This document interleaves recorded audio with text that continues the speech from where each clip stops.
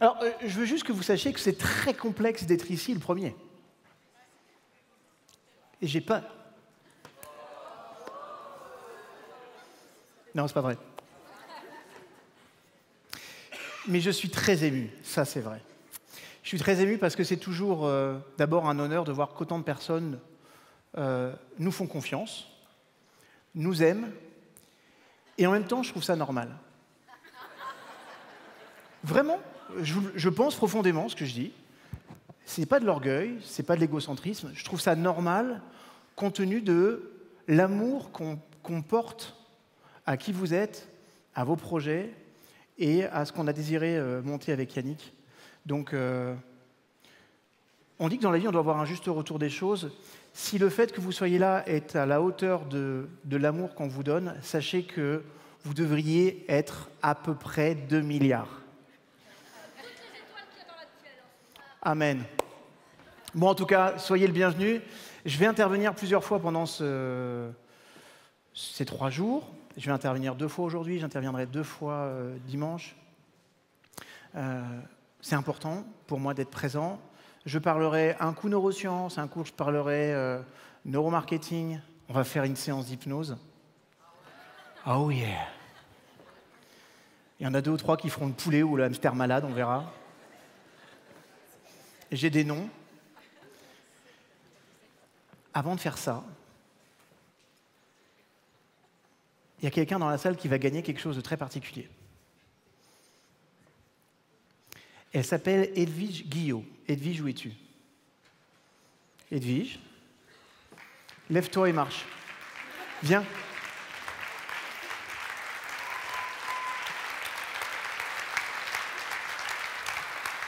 Alors vous allez me dire, pourquoi elle? Parce que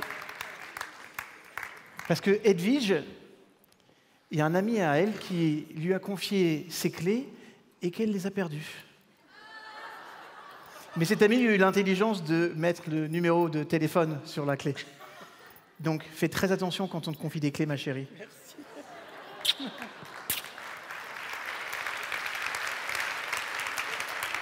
Ok. On vit une époque incroyable. On vit une époque incroyable où le temps a pris une notion qui est complètement dingue. D'ailleurs, vous savez, en 2000, le fameux 2000, après on a eu le 2000, c'est quoi, c'était 2001 ? Toutes les prévisions nous ont dit c'est la fin des temps. C'est intéressant la fin des temps parce qu'en fait, quand on regarde toutes les philosophies philosophico-religieuses, on va se rendre compte que si ce n'est pas la fin des temps, les temps ont changé. Les temps changent. Les temps changent, mais le temps change aussi. L'accélération change. On a en France, entre la France et la Suisse, un accélérateur de particules qui est en train de nous faire bousculer la notion du temps. Enrichir la logique de ce que disait Einstein sur le temps. Mais vous savez, c'est important aussi de savoir que le temps, si on a le sentiment qu'il va vite, eh ben le temps, en fait, parfois, il reste figé dans certaines choses. Je vais vous donner un exemple. Savez-vous que la même année qu'a été créé le premier Star Wars, il y a eu le dernière personne exécutée par la guillotine en France? Vous le saviez, ça? Star Wars a été créé en mai 77. En septembre 77, la dernière personne exécutée pour peine de mort en France à la guillotine, c'était en septembre 77. C'est d'ailleurs la dernière personne exécutée en Europe. C'est fou. Comme quoi, la vision du futur peut s'inscrire au même moment avec quelque chose d'hyper passéiste. J'étais à New York City avec mes enfants. On s'est fait un trip hyper sympa, on a passé des vacances, elles sont merveilleuses. D'ailleurs, au passage, ma fille est ici aujourd'hui. C'est la petite blondinette qui est là-bas. Et cette petite blondinette qui est là-bas, elle a des t-shirts qui sont en vente. Sachez que l'intégralité des bénéfices de ces t-shirts vont à des associations. On aide les personnes qui sont en difficulté. Et ce sont des t-shirts avec des citations qui ont été pour moi des citations vraiment les plus importantes de ma vie, en tout cas celles que j'ai trouvées le plus sympa. Donc si vous avez envie de faire un beau cadeau, de vous faire un cadeau ou de faire un cadeau à quelqu'un, N'hésitez pas, je crois que c'est aux alentours de 20 €, mais on fera des heureux grâce à ça. Sachez-le. Donc, petit message. Puis comme ça, vous pourrez harceler ma fille et savoir si je suis un père sympathique ou pas. En tout cas, le temps change, les temps changent. Donc, comme je disais, on était à New York avec mes enfants et on s'est rendu compte qu'on est allé chez Tiffany. Et je découvre Tiffany qui est une institution. Savez-vous que cette compagnie, elle est plus vieille que l'Italie? C'est-à-dire que le premier Tiffany a été créé en 1831.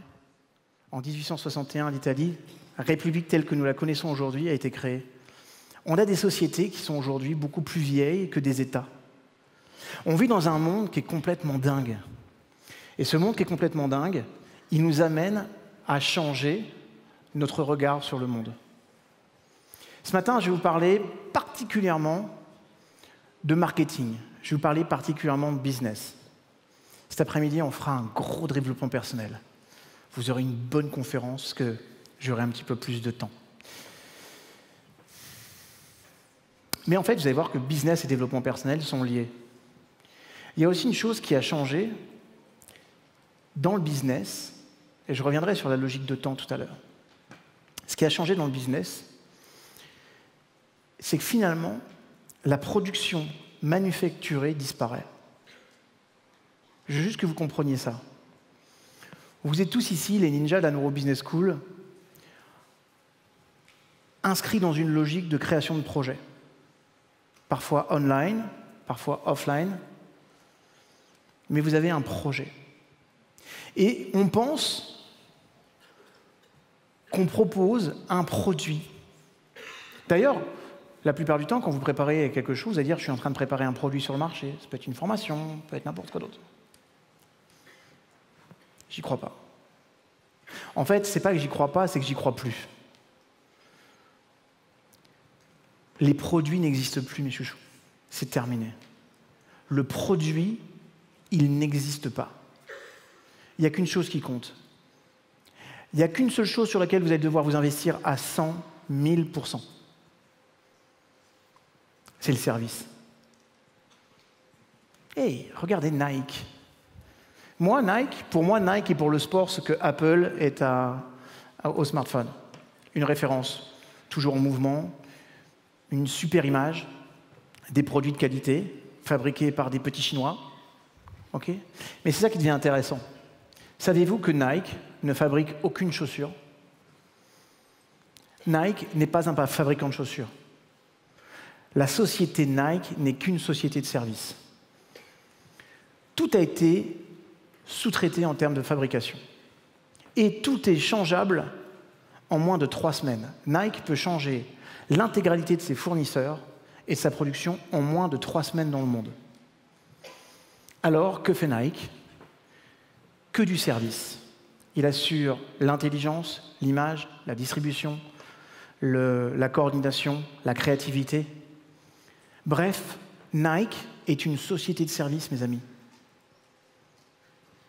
Quand on achète un iPhone, qu'est-ce que Apple nous vend? Alors naturellement, ils vont jouer sur des caractéristiques très spécifiques de leur appareil, mais ces caractéristiques ne sont que là pour vous rendre service. Ils ne sont pas en train de te dire, tu sais, j'ai mis une méga lentille à l'intérieur pour te permettre de faire de meilleures photos. Non, non, non. Ils te disent que grâce à ce que je suis en train de développer, grâce à l'intelligence que j'ai mis dans mon service, dans mon produit, cette intelligence, cette intelligence-là, elle va te permettre de vivre des expériences exceptionnelles, dans lesquelles tu vas capter les plus beaux et les plus grands moments de toute ta vie. En fait, quand Apple nous fait cette promesse, il n'est pas en train de nous dire « je vous vends une super caméra » ou « je vous vends un super appareil photo ». Je vous vends la capacité de vivre des émotions comme jamais. Et c'est à ça que sert l'intelligence. Donc, vous savez, quand vous allez commencer à penser vos produits, votre livre, votre prochain site internet, bref, tous les projets qu'on voit tous les jours et qu'on accompagne au quotidien dans la NBS, je vous invite vraiment à penser avec cette logique-là. est-ce que je suis en train de créer un produit ou un service? Sachez une chose, si vous créez un produit, vous êtes déjà has-been. Parce que vous ne devez plus penser produit. Vous devez penser service. Qu'est-ce que ce que je suis en train de proposer, qu'est-ce que je suis en train de fabriquer, qu'est-ce que je suis en train de mettre sur orbite, va me permettre d'offrir en termes de service. Penser service. Et vous savez quoi? On va penser service ensemble. J'avais deux possibilités aujourd'hui. Ou bien arriver avec une conférence magistrale et de vous dire « Je vais vous expliquer les 7 lois vous permettant d'avoir un service irréprochable. » Aucun intérêt. Non, puis en plus, quand je fais ce rire, ça me fait peur. Je me fais peur moi-même. Non, je me fais peur moi-même. Ou alors, je vais vous prouver que dans cette salle, il y a tellement d'intelligence qu'on est capable nous-mêmes aujourd'hui de fabriquer la vision du service idéal. Parce que vous savez, depuis des années, on dit « on a tout ». C'est vrai, on a tout. On vit tous des expériences. Hier, j'étais en soirée, il y avait mon épouse, il y avait ma belle-fille qui était là, et elle me dit « j'ai ma copine, elle fait un carton avec la société qu'elle a lancée. » Qu'est-ce qu'elle a lancé comme société? Une société qui s'appelle Antipou. L'Académie Antipou. Là, si tu es connecté à ton côté François Lemay, peut-être fait ta barouette là, en pleine conscience. Là. Je vais péter de la broue. Antipou. Elle fait un carton. Elle a importé en France un procédé américain qui permet de déshydrater le cuir chevelu, donc de déshydrater les poux, de les aspirer, et ensuite de mettre une lotion qui permet d'éviter. Elle ne désemplit pas tous les jours. Vous savez ce qu'elle m'a répondu, ma belle-fille? Elle m'a dit « Mais franchement, j'aurais dû avoir cette idée. Moi, j'ai tellement eu de problèmes avec mes cheveux longs quand j'étais petite. » On a tous, en tant que parents, été confrontés avec les poux au moins une fois dans notre vie. Vous savez, l'angoisse. L'angoisse du retour des colonies de vacances, ou l'angoisse d'une période automnale ou de printemps. Pourquoi il y en a qui voient dans un problème une opportunité, alors qu'il y en a d'autres qui vivent le problème simplement? C'est-à-dire que rien que dans cette salle, on est des milliers. Pourquoi on n'a pas pensé à créer un truc anti-poux, alors qu'on a tous été confrontés à ça? Et si demain, si hier je l'avais dit, vous savez, je vais créer une société anti-poux. Non, David, souffle. Je te jure que reste dans les neurosciences, anti-poux, c'est pas le moment. Mais vous savez que les poux existent depuis le cétacé. C'est intéressant. Ils ont tout traversé les poux. C'est-à-dire qu'il y a des poux qui sont plus vieux que nous. Non, je ne veux pas faire une conférence sur les poux. Je vais dire, bon, arrête David, on a compris que les poux. Mais je veux juste que vous compreniez que quand même les poux, c'est un marché. Et qu'il y a quelqu'un qui a dit, tiens, je vais rendre service aux gens qui ont des poux. Et bien, tu vas créer un anti-poux. L'Académie anti-poux. L'Académie zéro limite, je comprends. Tu dis, oui, j'ai mon copain, Martin l'a tué, puis il a créé l'Académie zéro limite. Ça claque sa mère. Maintenant, j'ai une copine, elle a créé l'Académie des anti-poux. Mais elle fait fortune. Et vous savez pourquoi? Parce que cette gamine-là, elle pense service. Parce que quand dans ton mindset, tu penses service, tu as tout de suite un état d'esprit qui permet de changer les choses. Je vais vous donner un exemple. Au cœur même de la NBS, l'année dernière, il y a des ninjas qui ont cartonné. Et à 2-3 reprises, ils nous ont remonté cette information et dit maintenant, on a un autre problème. C'est quoi? C'est un problème de riches. Il faut que la gestion, les charges, les trucs, l'organisation. Et moi, à ce moment-là, avec Yannick, on a toujours cette logique de service. Parce qu'on a appris la leçon. on pense service. Et ce qu'on avait de mieux à faire à ce moment-là, c'était de dire, il existe obligatoirement un mec sur cette planète qui a fabriqué une formation autour de la gestion, mais qui ne soit pas quelque chose de chiant. Parce que moi, quand tu me dis, tu sais, on va passer un moment ensemble et je vais t'apprendre comment on lit un bilan, j'ai le sentiment d'être frappé d'une gastro instantanée. Non, c'est le syndrome gastro-instantané. Je suis sûr que ça existe, quelque part. Il n'a pas terminé la phrase. Imagine s'il va au bout du bilan. Catastrophe. Et pourtant, il y a un mec qui s'appelle Franck, qui prend contact avec moi, qui va suivre l'institut de formation et qui va devenir coach. Et vous savez, les beaux hasards de la vie, c'est quand vous êtes connecté à quelque chose. Quand vous avez quelque chose à l'esprit, tu rencontres toujours la personne qui va aller avec. Et j'ai dit, tu fais quoi, toi? Parce que vous savez, tous les coachs qui vont suivre ma formation dans mon institut, j'ai un contact avec eux et je leur dis go, no go. On refuse chaque année plus de 55% des gens. Merci YouTube, on a beaucoup de demandes, on ne peut pas prendre tout le monde, mais ça me permet de filtrer, d'avoir des personnes de qualité, des personnes qui sont orientées dans un projet, qui ont des vraies personnalités et qui ont quelque chose à raconter et à faire dans la vie. Et Franck, il me dit, en fait, moi, peut-être que ça va te choquer, mais je fais des formations spécifiques sur l'accompagnement et j'explique aux gens comment aimer la gestion et utiliser la gestion en tant qu'entrepreneur. Parfois, ma vie, ça ressemble à la 4e dimension. Tu penses un truc le matin, le soir, tu rencontres quelqu'un, oui, bonjour. Vous m'avez appelé, je m'appelle Destin. Tu as réfléchi ce matin. C'est magnifique. Et donc, on a intégré toute cette intelligence au cœur de la NBS.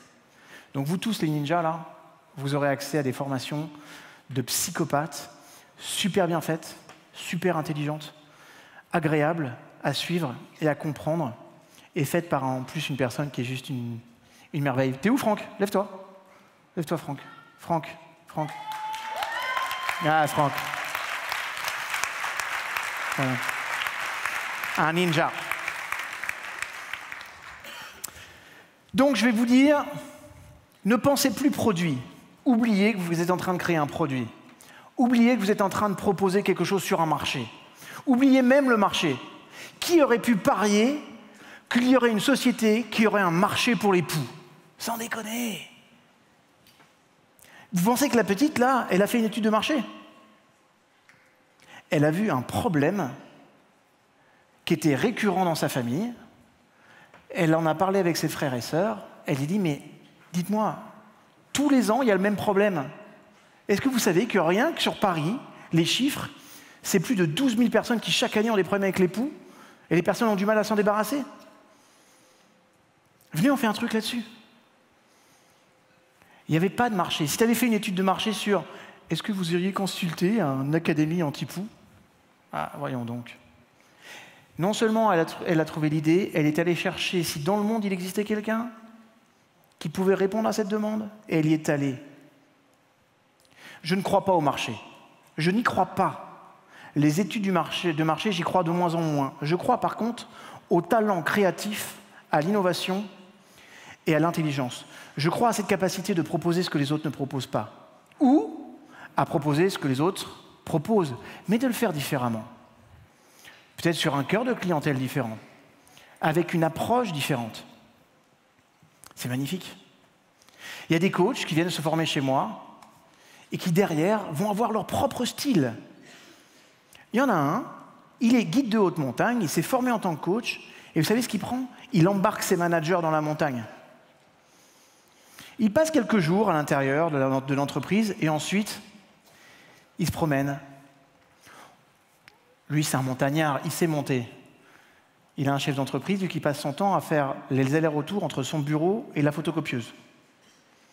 Et qui, tous les midis, est au restaurant d'entreprise. Donc, quand monsieur restaurant d'entreprise va se retrouver en montagne, il va se passer quelque chose de différent.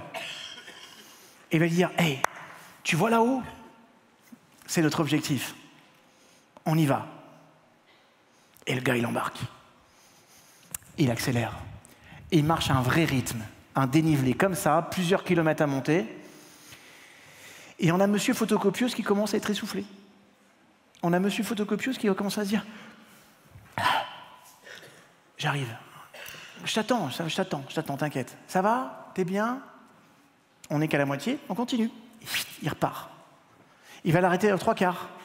Le mec, il arrive aux 3/4, essoufflé, au bord de la crise cardiaque. Je t'ai attendu. Hey, dépêche-toi parce qu'il faut qu'on soit de retour. J'ai un autre client tout à l'heure. Et il envoie encore. Quand il arrive tout là-haut, le mec est au bord de l'apoplexie. Il pleure sa maman. Il est en train de mourir. Et à ce moment-là, il va lui dire « Mais t'es un grand malade. T'es conscient que je fais pas de sport? T'es conscient que je fais l'aller-retour entre mon bureau et la photocopieuse? Tu m'emmènes jusque-là? T'es un fou. En plus, tu avances, tu t'arrêtes jamais. Tu ne demandes pas si j'arrive à suivre. » Très bien, vous venez de recevoir votre première leçon de leadership. Vous faites exactement subir ça à vos collaborateurs tous les jours au quotidien. Vous avancez comme un psychopathe, vous avancez comme un dingue, vous accélérez tous les jours très très vite. Eux essayent d'arriver, vous avez un nouveau projet, ils n'ont pas encore fini leur projet, que vous êtes déjà parti sur un autre. Vos collaborateurs sont en burn-out parce que vous avez un style de leadership qui ne permet pas à chacun de pouvoir se poser. Donc vous n'avez plus de créativité dans votre entreprise. C'était notre première leçon. Good! Ouais, ben oui, bien sûr.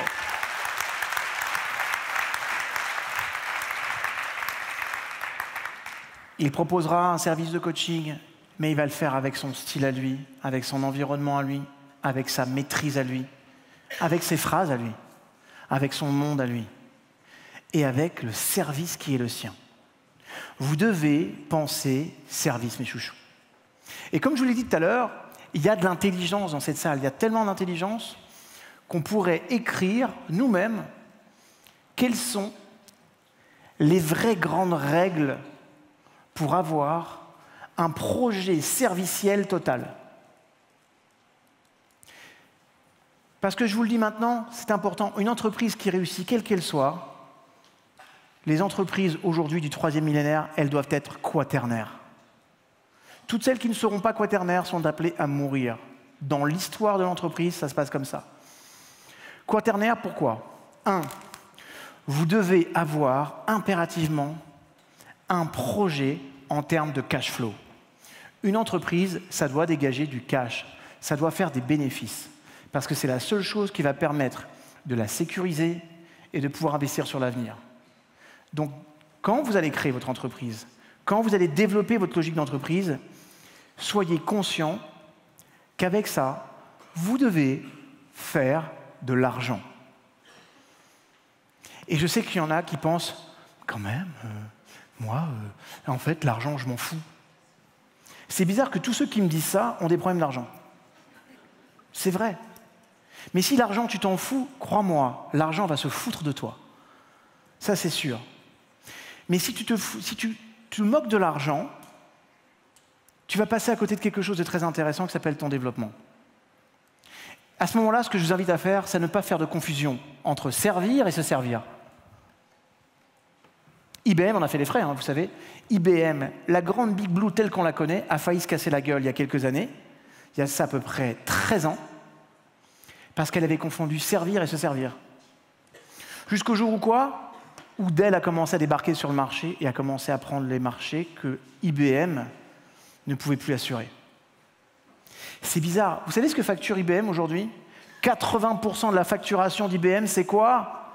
Du service. Pour assurer sa propre survie, IBM a compris que l'intelligence, c'est de servir. C'est de servir. Un projet quaternaire, donc faire du cash flow. N'ayez jamais honte. Tu as le droit de te servir, mais sur le servir que tu apportes. Je le répète parce que c'est très important. Parce qu'on vit quand même dans une société, dès que tu parles d'argent, tu dis moi, j'aide les gens, c'est pas du tout pour l'argent. Mais dis-moi, t'as pas envie de vivre?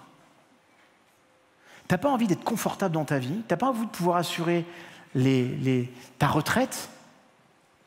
Non, parce qu'un jour, vous allez voir, dans le cadre de l'ANBS, on va avoir tout un pôle sur l'argent, sur le rapport à l'argent. C'est important que vous l'ayez quand même.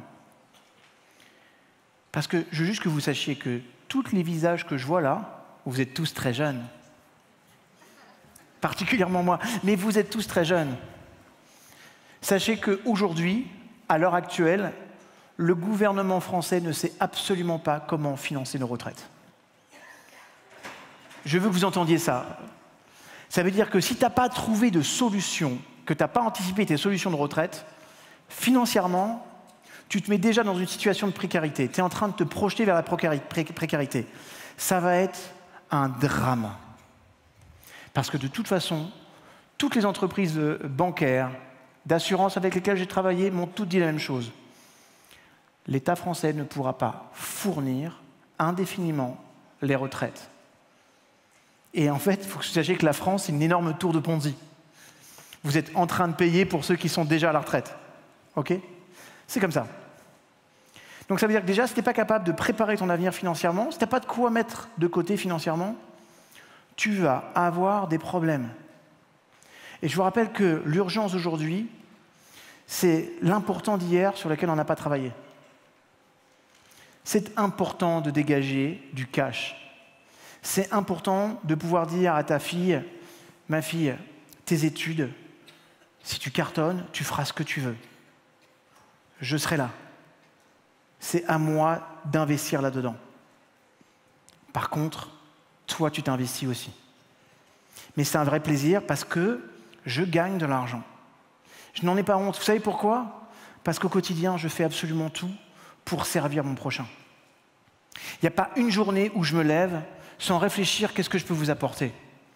À travers ma chaîne YouTube, à travers les coachs que je vais former, à travers la qualité de ce que je vais apprendre moi-même, enrichir, à travers le fait que je passe 30% de mon temps à faire de la recherche. Vous savez ce que c'est que la recherche en neurosciences ?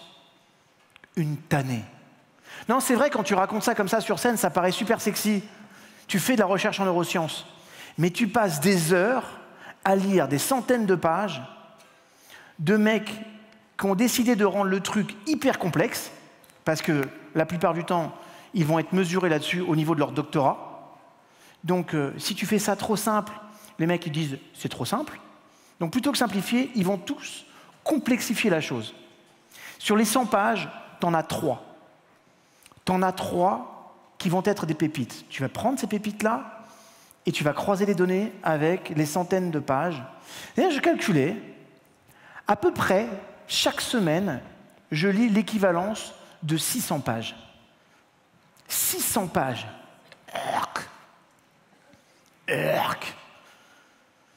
On me pisse de l'information toute la semaine. Vous savez pourquoi je fais ça ? Pour trouver l'information me permettant d'améliorer ce que je propose au quotidien. Et au niveau marketing, et au niveau professionnel, et au niveau de la qualité de ce que je vais apporter à mes coachs. Un coach qui suit sa formation chez moi et qui l'a suivi il y a 10 ans, tu diras, David, what the fuck, c'est pas du tout la même formation. Évidemment. Parce qu'entre deux, j'ai appris. J'ai remis en question. Je me suis remis en cause moi-même. Puis j'ai grandi. Alors, pas en centimètres en tout cas, mais j'ai grandi. Voilà. Tout ça là, ce n'est qu'une attitude de service. Donc quand je vois là l'engagement que je mets là-dedans, le temps que j'y prends, le cœur que j'y mets, que je gagne de l'argent pour ça, mais bon Dieu que c'est normal. Parce que oui, je vais me servir, mais le servir que j'apporte, il est exceptionnel. Je vais vous donner un exemple. Cette année, je me suis fait massacrer sur les réseaux sociaux. Je me suis fait massacrer. C'est la première fois. Alors, tous ceux qui sont sur YouTube, j'ai des commentaires qui sont juste hallucinants, de gentillesse, de remontée.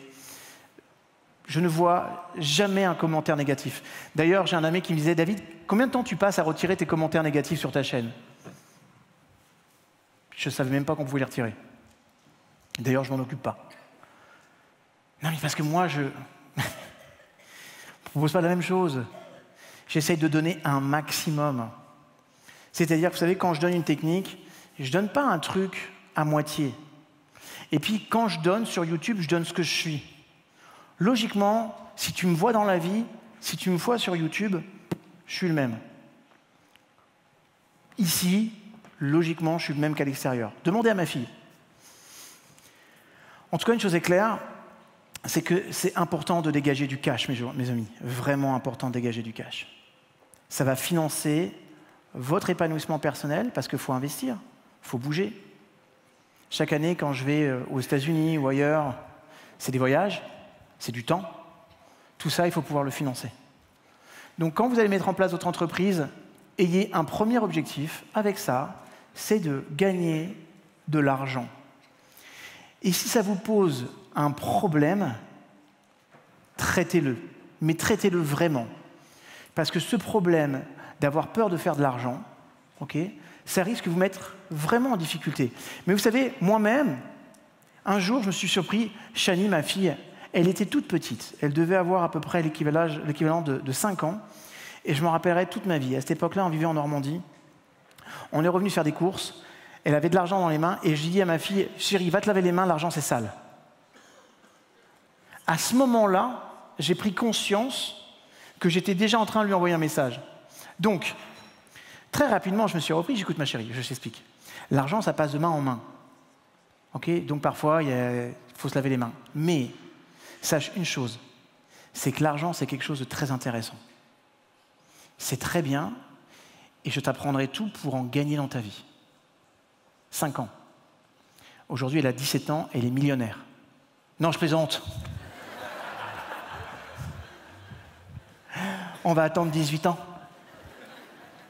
Enfin, tout ça pour vous dire que c'est juste décomplexez-vous par rapport à l'argent.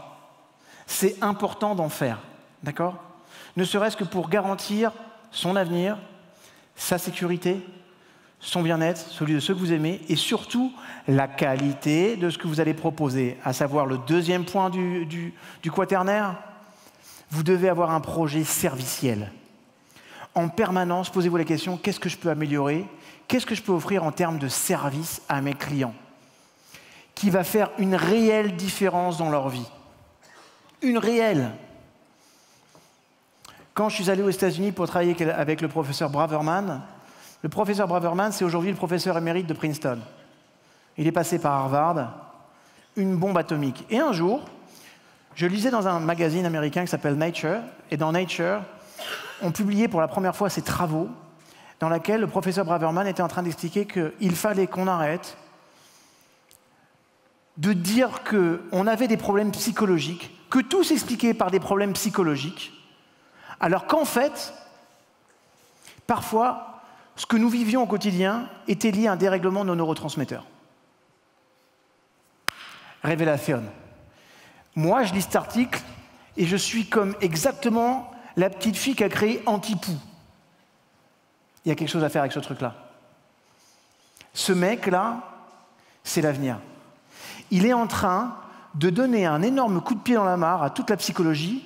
Or, moi, si je suis psychologue de formation, avant d'aller jusqu'à mon doctorat, je suis psychologue de formation, mais je n'aime pas les psychologues. Je suis très clair avec ça. Et parfois, mon côté psychologue à moi, je ne l'aime pas non plus. Pourquoi? Parce qu'il y a un moment donné, t'es psychologue, ok, bouge-toi. Parce que depuis Freud, on avait le sentiment que tous les psychologues du monde se prenaient un petit peu pour... Alléluia. Tu es quoi? Je suis psychologue. Oh. Attention, parce qu'il y en a qui ont eu des problèmes. Se prendre pour Dieu, il faut faire attention dans la vie, mon chouchou. Et donc, quand j'ai vu Braverman, j'ai dit OK, je vais le voir. Donc je suis allé aux États-Unis. À l'époque, mon anglais était plutôt moyen. Je me suis pris un billet, j'ai pris rendez-vous, je l'ai appelé, je l'ai harcelé au téléphone. Je lui ai dit que j'étais complètement fan de cet article, je voulais le rencontrer, je voulais faire une interview, je voulais en savoir plus. Vous savez ce qu'il m'a répondu, ce mec? Come on, guys, my pleasure. Ok, donc il y a des gens qui sont ouverts sur cette planète. C'est pas un universitaire français, c'est plutôt pas mal. Très bien. Mais oui, parce que vous savez, c'est intéressant l'université. Allez, je vous le dis, je balance, mais ça reste entre nous. Ça ne sortira pas d'ici. Je dois donner des cours à l'université, je ne citerai pas laquelle. Une amie me dit, David, est-ce que tu peux venir jeudi prochain faire une présentation à l'université? Et moi, je vais donner à ce moment-là des cours en neurosciences appliquées. OK, c'est à quelle heure? C'est à 10 heures. J'arrive, prépare une petite présentation. OK, j'arrive, pas de problème. Quand j'arrive, j'ai 6 personnes devant moi, sur une estrade comme ça, avec une longue table, 6 personnes. Et là, vous savez ce que ça me rappelle? Quand j'étais en conseil de discipline, quand j'étais gamin. Je te jure. Mais en plus, toi, t'arrives, tu penses que tu es un expert quand même. Et puis, il y a la dame au bout, une femme relativement âgée, qui me fait « ça commence mal ». Je ne savais pas qu'on n'allait pas commencer déjà. Je fais « qu'est-ce qui commence mal ?» J'étais habillé comme ça. Elle me dit « vous savez, si vous habillez comme les élèves, c'est pas la peine ». OK. Je pense que cette femme avait oublié de lire le livre de Dale Carnegie, « L'art de se faire des amis ». J'aurais dû lui envoyer avant. Enfin bref. Je peux continuer? Oui, monsieur, continuez votre présentation, mais on tient à vous dire quand même que ici on a certaines règles. OK. Moi, je vais jouer avec les miennes de règles. J'ai pris mon ordinateur et j'avais fait plusieurs formations à Stanford et les formations, elles étaient filmées. J'avais récupéré les formations. Je fais juste, est-ce que vous connaissez Stanford? Monsieur, vous connaissez Stanford? Oui. Et là, vous savez quoi? Je prends mon temps. Bien pour faire le schmett, le... Madame, monsieur, monsieur... Et là, j'arrive au dragon à la fin. Monsieur, tout le monde connaît Stanford, s'il vous plaît. OK. J'envoie la vidéo. Et là, on a un mec qui arrive en short, avec des redlocks, une boucle d'oreille. Et je vous présente Harry. Harry, c'est le professeur de Stanford en neuropsychologie. Et le gars, il démarre son cours avec une blague de cul. Je vous traduis. Non, on a compris, monsieur, on a compris. Pas de problème. Ah, laissez-moi vous présenter Stéphanie. Et Stéphanie, pareil, elle arrive mini-jupe, hyper lookée. Vous savez, elle a ici dans le nez un truc qu'on utilise pour les taureaux, mais un peu petit. Elle, c'est le professeur de psychologie positive. Vous savez, madame, permettez-moi de vous dire une chose. Je n'ai absolument pas besoin de vous. Vous allez me payer 60 € de l'heure, qu'est-ce que j'en ai à faire? Je gagne peut-être 5 ou 6 fois plus en faisant 1 heure de coaching en entreprise. Quel est mon intérêt de venir chez vous? Vous savez, regardez ces gamins-là, parce qu'ils sont jeunes, hein. Ça, ces jeunes-là qui viennent en short avec des redlocks, ils ont fabriqué une institution comme Stanford. Parce que Stanford n'a pas mis comme critère premier d'intelligence le vêtement.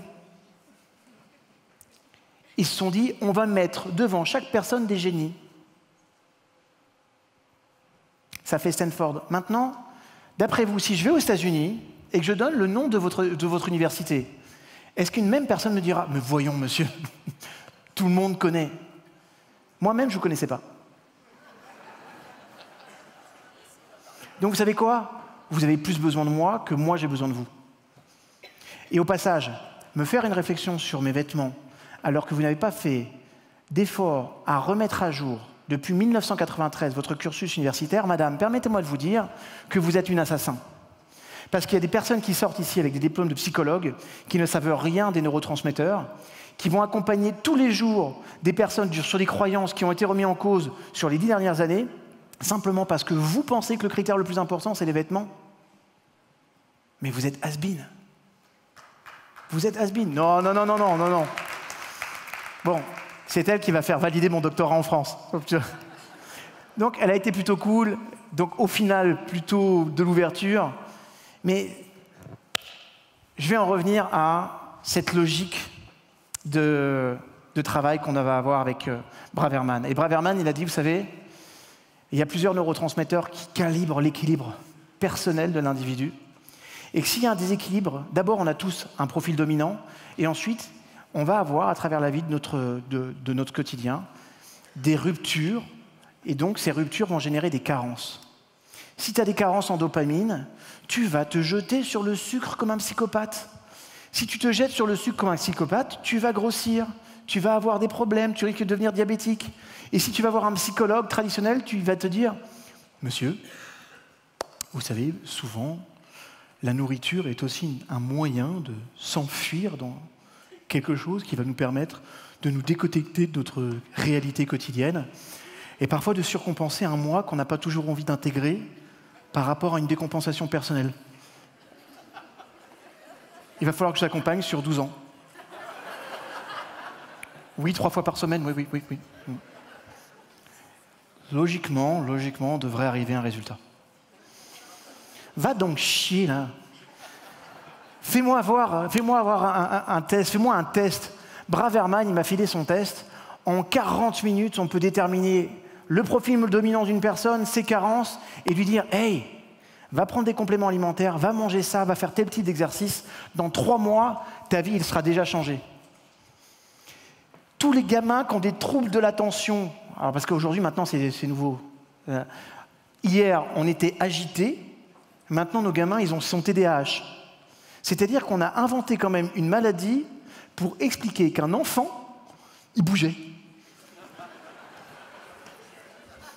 C'est quand même, il y a des professeurs qui ont dit « Vous savez, c'est pas normal. Votre enfant en classe, il bouge. » Je parle, il bouge. Il est hyperactif. T'es peut-être hyper chiant. Non, parce que non, mais vraiment. Je parlais à une personne en Israël, alors ils sont tous sous Ritaline, les enfants, des zombies. En France aussi, on en met plein sous Ritaline. Dès qu'un enfant, il bouge un petit peu, Ritaline. Mais tu sais qu'un enfant, là, il va avoir une hormone de croissance qui est 7 fois plus puissante que la tienne. Dis-moi. Regardez, Sylvain Guimond, vous allez voir un passage avec Sylvain et Johan, 2 amis qui nous viennent du Canada, des bombes atomiques. Vous allez les aimer parce qu'on ne peut pas faire autrement. J'avais fait une interview superbe avec eux sur le TDAH. Sylvain disait un truc vachement intéressant. Il disait, mais tu prends un petit chien. Le petit chien toute la journée, ne serait-ce que pour aller à la cuisine, pour lui, ça fait 14 km. Mais le gros chien, ton gros chien de 40 kilos, il y a un moment donné, si tu ne le sors pas, il va bouffer ton canapé. Parce qu'il a une énergie. Un gamin, ça a de l'énergie. Et il y a un tas d'enfants qui ont des problèmes avec l'acétylcholine. Si tu as un problème avec l'acétylcholine, il va se passer un truc. Tu vas avoir des troubles de l'attention. Tu vas avoir du mal à te concentrer. C'est valable pour un enfant, c'est valable pour des parents. Et avec toute l'alimentation qu'on a aujourd'hui, avec l'environnement dans lequel on vit, on a tous des carences. Parfois, on est avec des carences. Donc, j'ai pensé service. J'ai importé ça. Et ensuite, tous mes coachs sont formés à ça. Et si demain, je vois quelque chose encore plus génial, j'irai le chercher, je l'apporterai parce qu'à chaque fois, je rends mes coachs meilleurs, je rends mes coachs plus puissants, je leur permets de changer le monde. Et ça veut dire que je suis bon. Je vous le dis. Donc, penser service, ça veut dire quoi ? 1, on fait du cash flow. 2, on fait du service. 3, vous devez avoir un projet service pour les collaborateurs. Parce que mes chouchous, si toi tu te développes et que tes collaborateurs ils se développent pas, ça n'a aucun intérêt. Aucun intérêt. Si toi tu gagnes et que tes collaborateurs gagnent pas, donc elle est où la logique là-dedans ? C'est-à-dire que vous savez, ça là, c'était possible dans les républiques bananières. Aujourd'hui, là où on vit, tu réussis, embarque les gens avec toi. Embarque les personnes avec toi. Tous mes collaborateurs, sans aucune exception, sont au commissionnement. Ils ont un fixe, mais ils sont commissionnés sur le chiffre d'affaires, sur la qualité. Et mon job à moi, c'est de leur apporter du service. Vous savez, c'est intéressant parce qu'on pense que le leadership ou un bon manager, c'est quelqu'un qui s'élève sur les autres. D'ailleurs, combien de fois, on parle de service, mais même dans le management, mon discours, c'est quoi ? Tu crois que tes collaborateurs sont à ton service ? Tu n'as rien compris au management. Tu es au service de tes collaborateurs. Tu as été élu en tant que manager parce que tu as des compétences clés te permettant de manager, to manage, ça vient d'organiser, structurer, mais tu dois aussi avoir des compétences de leadership pour stimuler, favoriser le changement, embarquer les personnes avec la motivation. C'est ça ton job. Ça veut dire quoi? Ça veut dire qu'ils ne sont pas à ton service, chouchou. C'est toi qui dois être au service de tes collaborateurs. Si tu mets ça dans ta tête, écoute-moi bien, en tant que manager, tu seras aimé parce que tu auras fait grandir chacun de tes collaborateurs. Donc, 1, tu as un projet cash flow. 2, tu as un projet serviciel, client, permanent. Tous les ans, tu dois te dire, qu'est-ce que je peux apporter de nouveau? Qu'est-ce que je peux proposer de nouveau? Qu'est-ce que je peux enrichir, changer, développer? Internet, ça bouge. Les systèmes de vente, les tunnels de vente, ils bougent. Bouge avec. Bouge avec. Bouge avec le monde. Il y a des personnes qui sont devenues multimillionnaires avec Instagram, en publiant des photos d'1 minute, 30 secondes, parfois 2-3 fois par jour. Multimillionnaire. J'ai vu la dernière fois quelque chose à la télé qui m'a choqué, qui m'a dérangé, et qui m'a montré aussi à quel point la télé était has-been. Has-been, la télé. Quand ils reçoivent un youtubeur qui s'appelle Squeezie, qui a à peu près 4 millions d'abonnés. Qui peut se vanter d'avoir 4 millions d'abonnés? Bon, il y a Franck qui a presque 1 million. C'est ça, mon Franck? T'es où? Ah, chouchou. Combien? Mais 1 million la semaine prochaine. Après la NBS, c'est 2 millions. 700 000, elle est la classe. On peut applaudir 700 000, c'est la classe. Donc, on a un Squeezie, qui est un garçon sympathique. Et t'as pas 4 millions si t'apportes pas quelque chose. Alors, on aime ou on n'aime pas. Mais t'as pas 4 millions de fans qui te suivent si ce que tu proposes n'est pas intelligent. Si ça aide pas des personnes, ne serait-ce qu'à se divertir. Moi, j'ai toujours trouvé que Nabila, elle avait une fonction sociale qui était géniale. Mais franchement, écoute-moi bien. T'es à ton boulot, t'as un patron qui est un connard, qui te dit que tous les jours, ce que tu fais, c'est limite pas génial. Tu rentres chez toi, tu allumes ta télé, il y a Nabila. Tu te sens pas intelligent?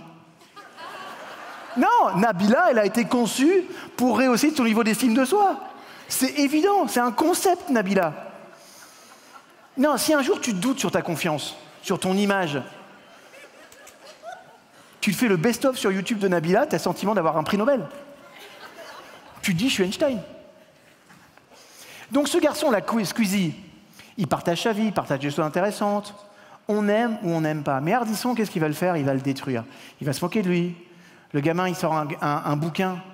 Génial. Et les gars, encouragez. Il y a toute une nouvelle économie qui est en train d'arriver.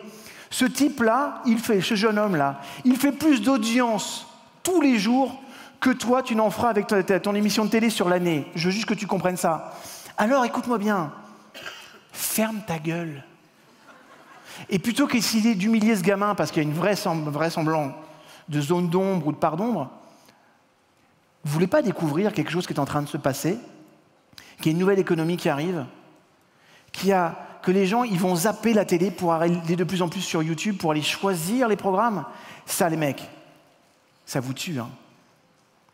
Mais ce que tu fais là, quand tu te comportes comme ça, que tu l'insultes parce que tu es insultant, parce que tu es méprisant, mais va te faire foutre. Parce que lui, là, le gamin, là, dans son business, il peut te donner des leçons. Dans son business, il est meilleur que toi. Dans son audience, il est plus puissant que toi. T'aimes peut-être pas ce qu'il fait, et lui, peut-être qu'il déteste ce que tu fais. Mais tu vois, il y a une différence entre les deux, c'est que lui ne t'a jamais manqué de respect. Et que toi, t'as été méprisant. Va prendre des leçons. Ce petit-là, il vaut 1000 mecs comme toi. Ça, c'est super important. Et là, vous pouvez applaudir. Non, plus fort. Bon, Ardisson, c'est fait.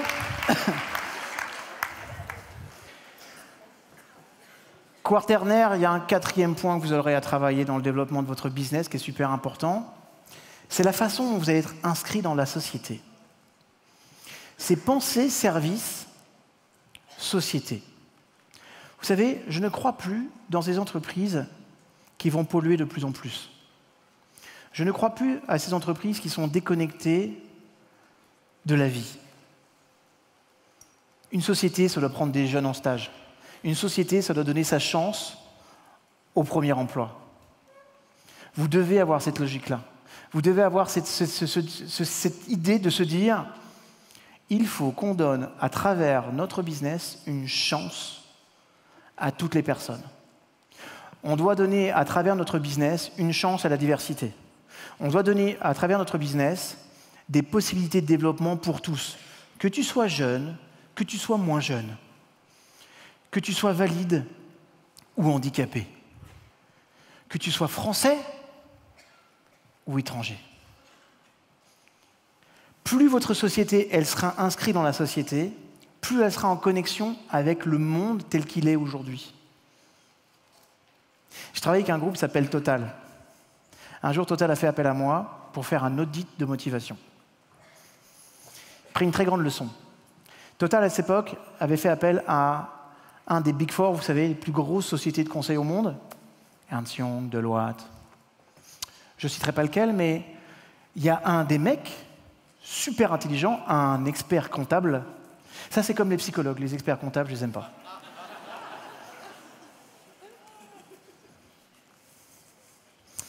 J'ai remarqué, vous savez, dans ma vie que, alors pas tous, mais les experts comptables que j'ai croisés avaient tous un profil qui était équivalent. Ils ne prenaient jamais de risques et ils réfléchissaient très peu sur l'avenir de ton entreprise. Vous avez remarqué qu'un comptable, il est payé pour te raconter l'histoire de l'année dernière ? Non, mais c'est un concept, je trouve ça énorme. C'est bon, on va faire votre bilan de l'année dernière. Alors, voilà ce que vous avez fait l'année dernière. Bob, juste un truc, l'année dernière, c'est passé. Oui, mais il faut donner à l'administration. Donc, en fait, à quoi ça sert? C'est-à-dire que toi, tu ne prendras jamais de risques parce que tu ne peux pas te le permettre, parce que tu as tellement peur de prendre des risques que tu ne vas pas le conseiller à tes clients. Donc, tu as l'ablation d'ici, tu as l'ablation de là. Ma mère dirait, ça n'a ni queue ni tête.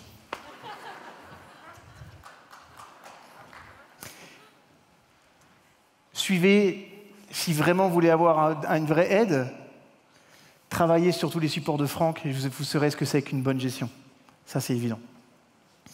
Enfin bref. On doit être inscrit dans la société, on doit avoir un projet de cash flow, on doit avoir une logique de service client permanent. Et ensuite, chacun de mes collaborateurs, je dois avoir à cœur de le faire grandir, de l'aider, de le soutenir.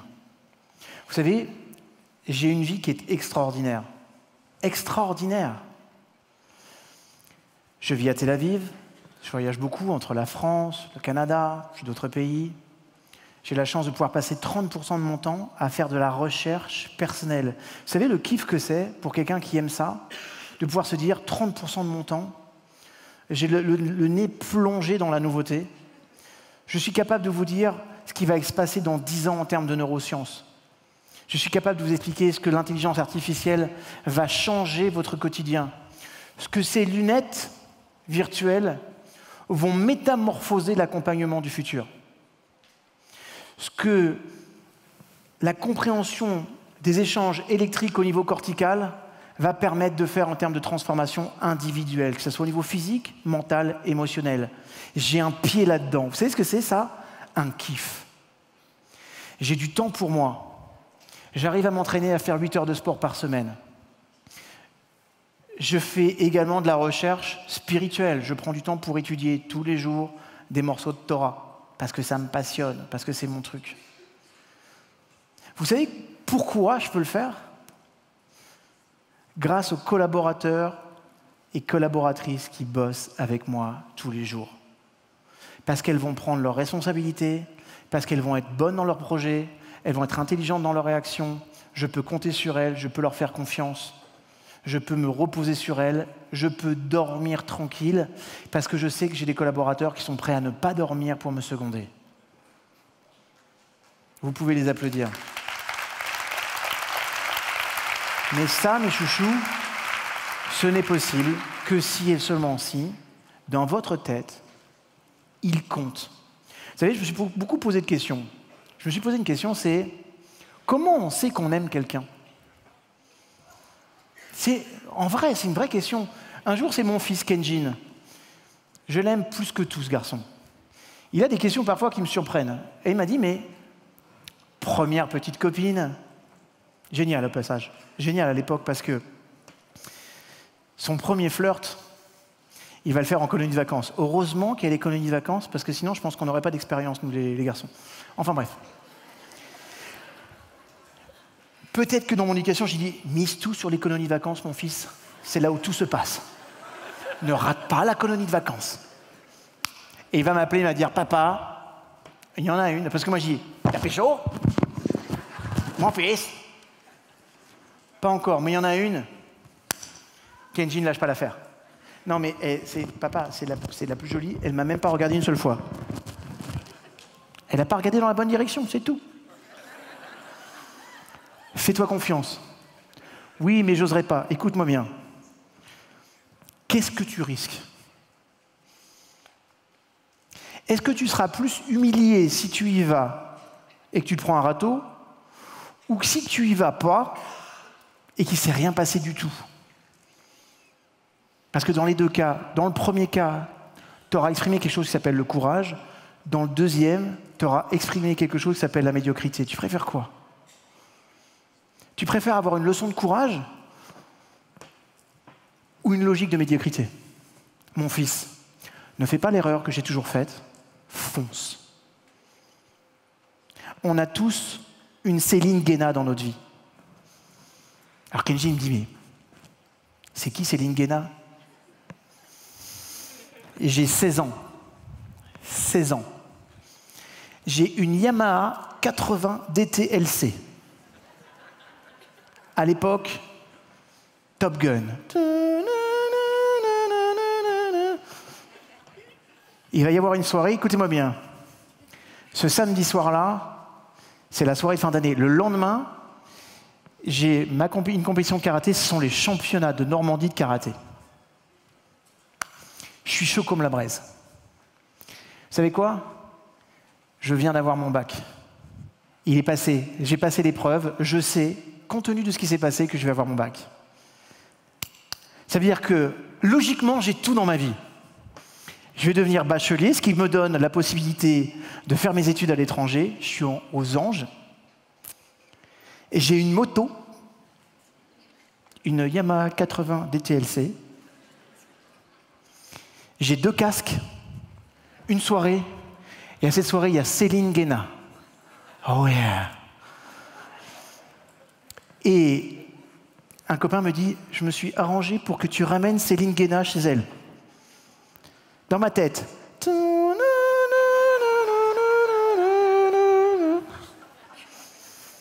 Donc je ramène Céline Guéna du lieu de la salle des fêtes de Déville-les-Rouen jusqu'à Bondeville.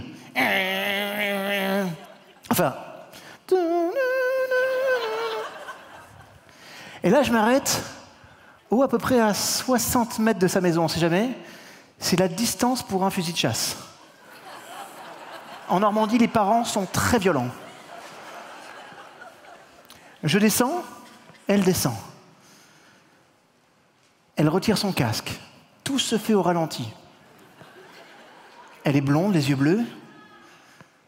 Je suis chaud comme la braise. Elle s'approche, je m'approche. Elle s'approche encore, je m'approche encore.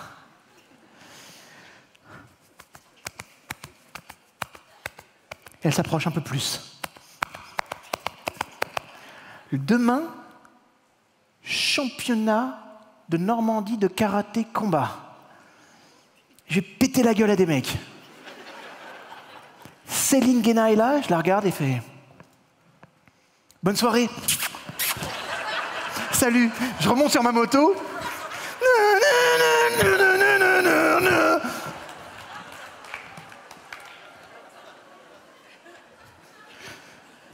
Pourquoi t'as le courage de casser la gueule à des mecs et t'embrasses pas Céline Guéna?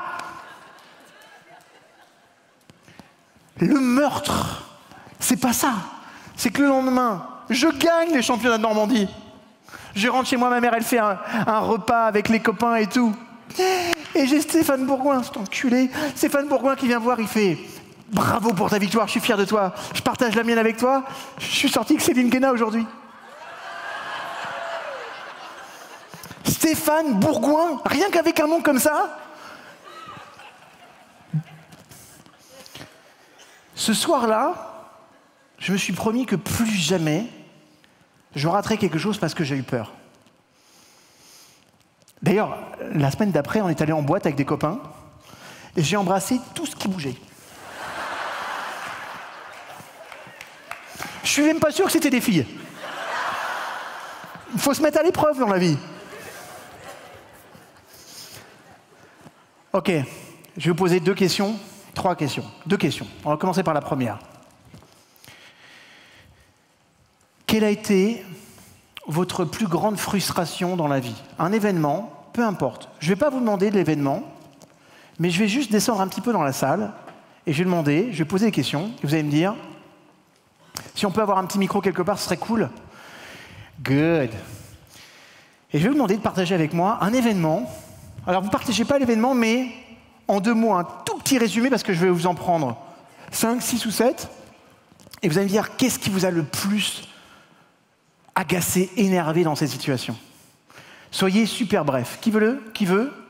Ouais. Viens là. En plus, ça fait plaisir, c'est la plus jeune. Viens.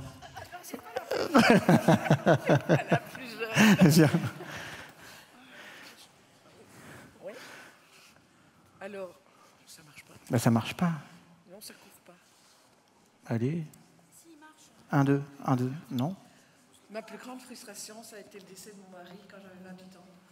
Mais je me suis relevée et aujourd'hui, je m'occupe des endeuillés parce que je dis on ne peut pas rester par terre comme ça quand on vit ce genre d'expérience. Dans ton expérience, quand tu parles de frustration, qu'est-ce qui a été le plus dur? Le plus dur, c'était le perdre. Ok.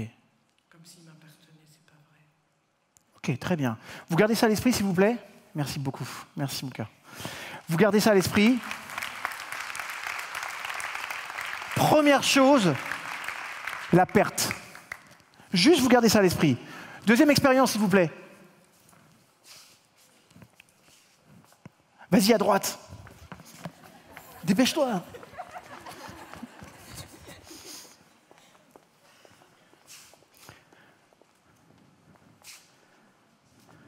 Bonjour à tous. J'ai mis 23 ans à... Lève-toi.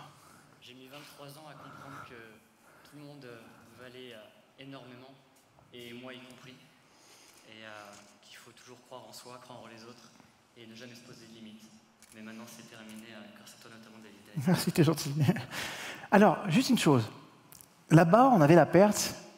Ici, en fait, on a une frustration qui prend sa racine dans le manque de valeur. Vous êtes d'accord avec moi ou pas? Ok. On garde ça. Merci, chouchou. Next one. La perte, le manque de valeur. Tiens.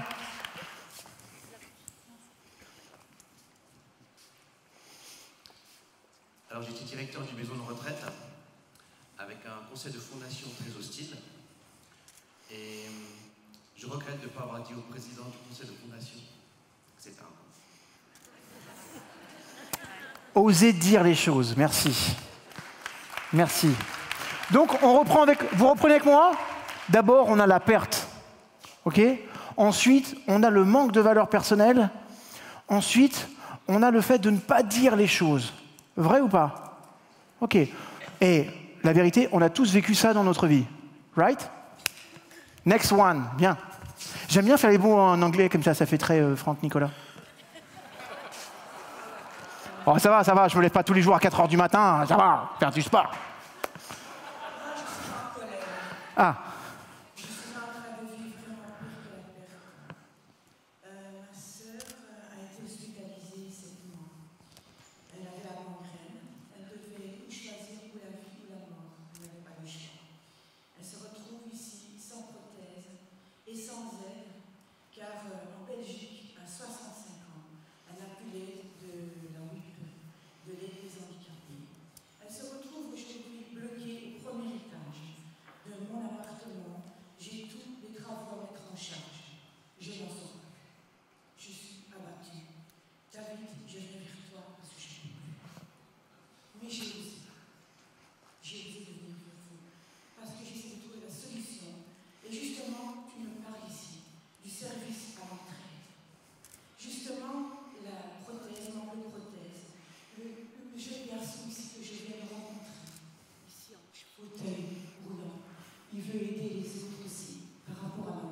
De combien on parle? Elle a besoin de quoi, ta sœur? Elle a besoin de quoi, ta sœur, aujourd'hui, concrètement? Mais j'aimerais bien aller aux États-Unis avoir la possibilité de se mettre une prothèse. Car en Belgique, on ne trouve pas. Combien elle a besoin? De combien?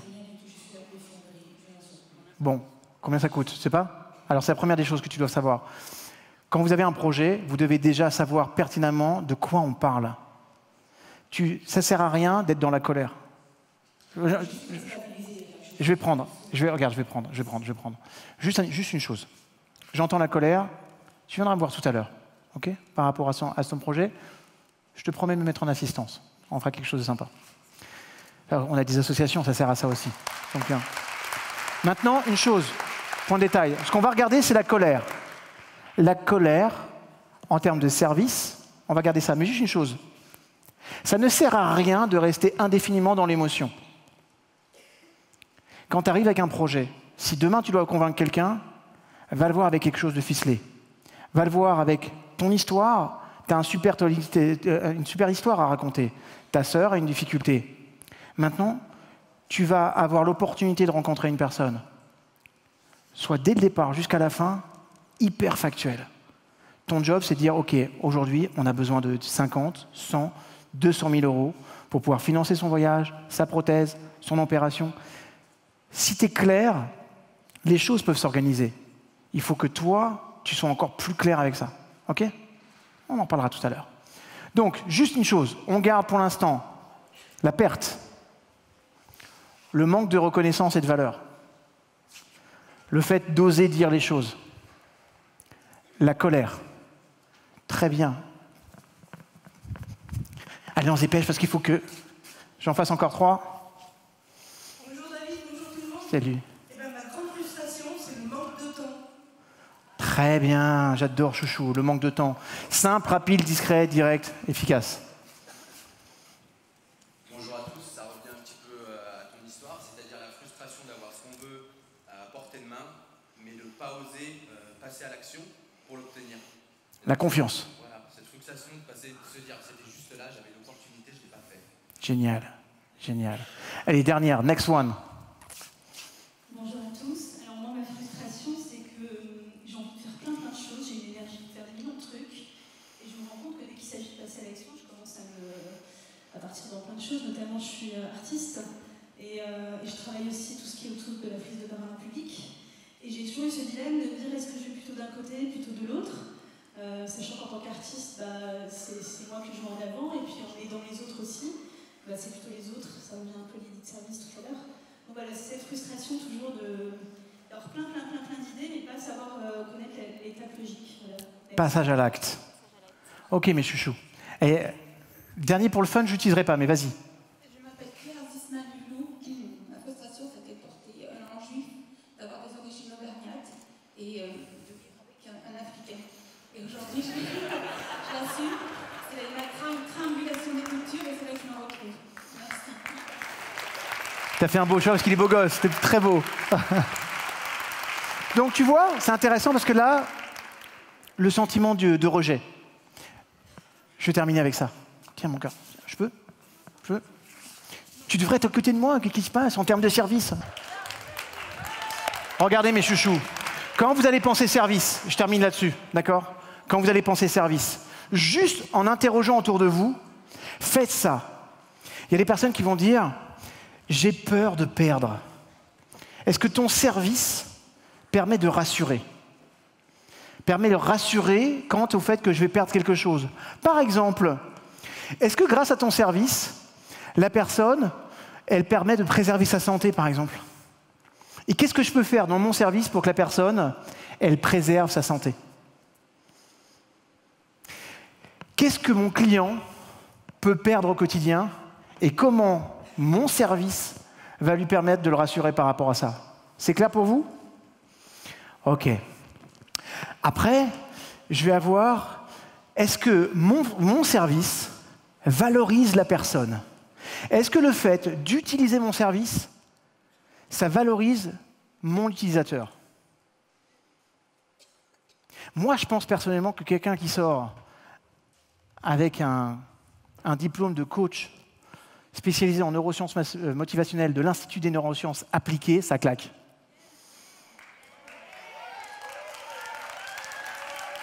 Oui, ça claque. OK? Par contre, est-ce que chaque personne est valorisée par votre service? Après, on va avoir la confiance. Est-ce que mon service permet la confiance? Réfléchissez à quelque chose. On va revenir sur la colère. Pour quelle raison mon client aurait raison d'être en colère après moi et après mon service? Parce qu'il y a quelque chose que je n'aurais pas fait. Qu'est-ce qui serait légitime en termes de colère? Vous pensez que, franchement, les personnes qui viennent dans mon institut, ils n'auraient pas raison d'être en colère s'ils ont la plaquette? Je leur dis, vous allez vivre plein de choses, et que finalement, après, il ne se passe pas grand-chose dans l'institut. Ou si je les ai au téléphone, vous allez voir, il va y avoir une vraie transformation personnelle, professionnelle. Dans un an, on en reparle, tu ne seras pas la même personne. Et que, en fait, quand ils arrivent, ils ont un déroulé de PowerPoint. Alors, il va se passer au cœur de la médulla un changement. Tu aurais raison d'être en colère après moi, vrai ou pas? Donc réfléchissez, quelles sont toutes les raisons pour lesquelles mon client aurait le droit d'être en colère après moi et après ce que je propose? Vous allez avoir des idées créatives dont vous n'imaginez pas la puissance aujourd'hui. Après, on a parlé de la confiance. Qu'est-ce qu'on a dit encore? Les étapes. Les étapes. Aidez votre client à simplifier les choses et à passer à l'acte. Qu'est-ce que je peux faire en termes de service pour aider mon client à passer à l'acte? Vous avez des sociétés comme TransferWise, des sociétés qui sont implantées sur un marché du transfert international. Vous pouvez créer un compte bancaire en 4 clics. 4 clics!